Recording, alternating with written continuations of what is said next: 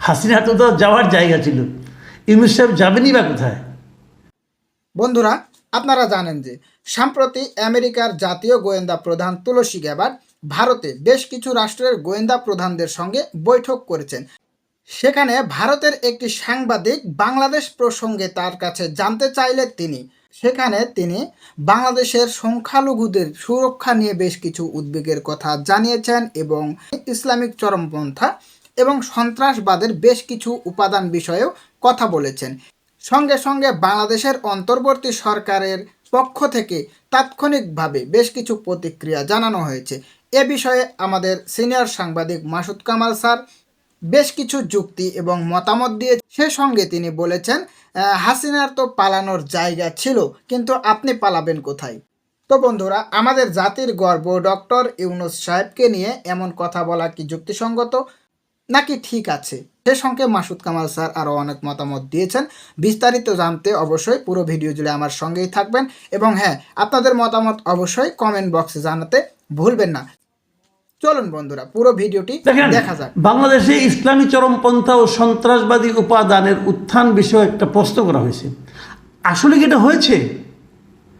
আসলে কি বাংলাদেশে ইসলামী চরমপন্থা এবং সন্ত্রাসবাদী উপাদান তৈরি হচ্ছে?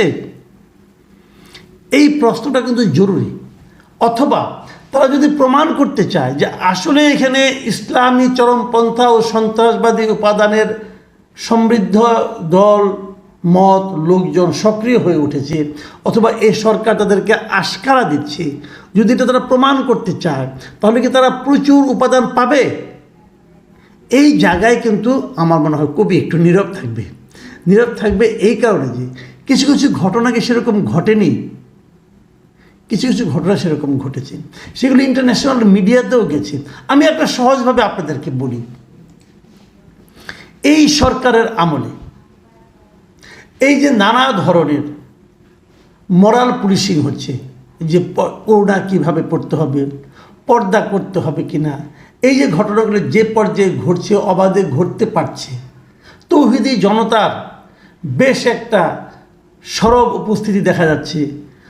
একটা মিডিয়ার সামনে যে তারা গরু জবাই করছে, এবং রাস্তাঘাটে যখন একজন লোকে এই ধরনের মরাল পুলিশের কারণে যখন পুলিশ কাউকে ধরে নিয়ে যাচ্ছে, তাকে ছাড়ানোর জন্য থানায় যে তারা ধর্ণা দিচ্ছে এবং ছাড়িয়ে নিতে পারছে, এবং যে নারী অভিযোগ করেছিল সেই নারীকে ডেকে এনে সেটা প্রত্যাহারে বাধ্য করা হচ্ছে, এই যে মরাল পুলিশিংগুলি হচ্ছে, এটা কি আগের যে কোনো সময়ের চেয়ে বেশি নয়? আমার মনে হয় বেশি। এবং এই বেশি হওয়াটাই কি প্রমাণ করে না যে কিছু একটা চেঞ্জ আসছে? এই চেঞ্জটা ভালো নাকি এই চেঞ্জটা মন্দ, আমি কিন্তু সেই বিতর্কে যাচ্ছি না।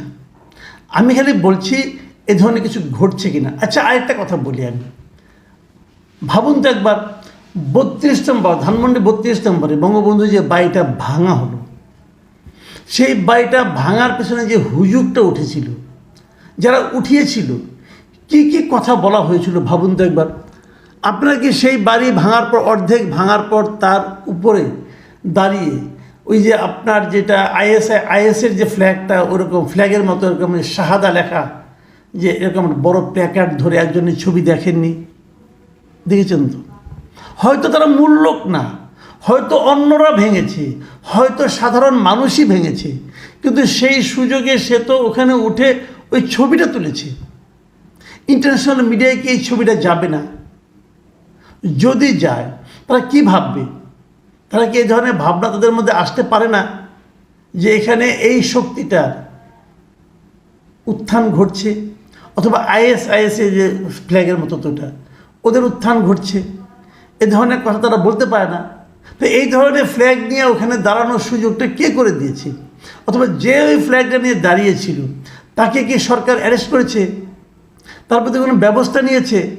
যদি সরকার তার বিরুদ্ধে কোনো ব্যবস্থা না নেয়, তাহলে কি মানুষের মধ্যে এই ধরনের চিন্তা কাজ করবে না যে এই কাজগুলো, অথবা ওই লোকটাকে ফ্ল্যাগ নিয়ে দাঁড়ানোর ব্যাপারে সরকারের এক ধরনের মৌন সমর্থন আছে? ফ্রান্সের ওই ভদ্রলোক কি স্পষ্ট ভাষায় বলেননি যে 32 নম্বর ভেঙে সেখানে মসজিদ বানানো হবে? বলেননি? বলেছেন। সেটাও মিডিয়াতে এসেছে।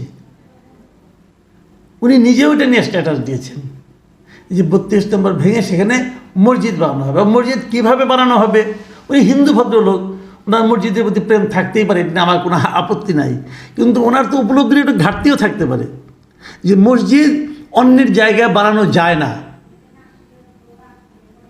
এই জিনিসটা উনি তো বুঝবেন না। কিন্তু ওনার যারা ভক্তপালক এখানে আছেন, উনি তো পীর সাহেব, আমি তো বলি উনি হলেন গিয়া পৃথিবীর একমাত্র ব্রাহ্মণ পীর। উনি ওইখান থেকে ধর্ম প্রচার করেন, নিজে ব্রাহ্মণ কিন্তু অন্য ধর্ম প্রচার করেন ইসলামের জন্য।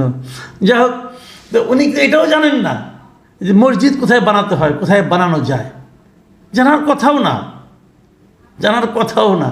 কিন্তু ওনার মুরিদরা কিন্তু ক্ষিপ্ত হয়ে যাচ্ছে, হ্যাঁ মসজিদ বানাবো আমরা এখানে। তো এই যে ঘটনাগুলো, এই ঘটনাগুলো কি আন্তর্জাতিক মিডিয়ায় যায় না? তো এখন ট্রাম্প সরকারের সঙ্গে আমরা কি বিরোধে জড়িয়ে যাব? বিরোধে জড়িয়ে গেলে কি হবে, আমাদের লাভ কিছু হবে? এই বিষয়গুলো আমি আশা করি বর্তমান সরকার একটু ভেবে দেখবেন, একটু চিন্তা করে দেখবেন। হাসিনার তো যাওয়ার জায়গা ছিল, ইউনূস সাহেব যাবেনই বা কোথায়? এগুলো কিন্তু চিন্তা করতে হবে, বিষয়গুলো ডিপ্লোম্যাটিক্যালি হ্যান্ডেল করা দরকার।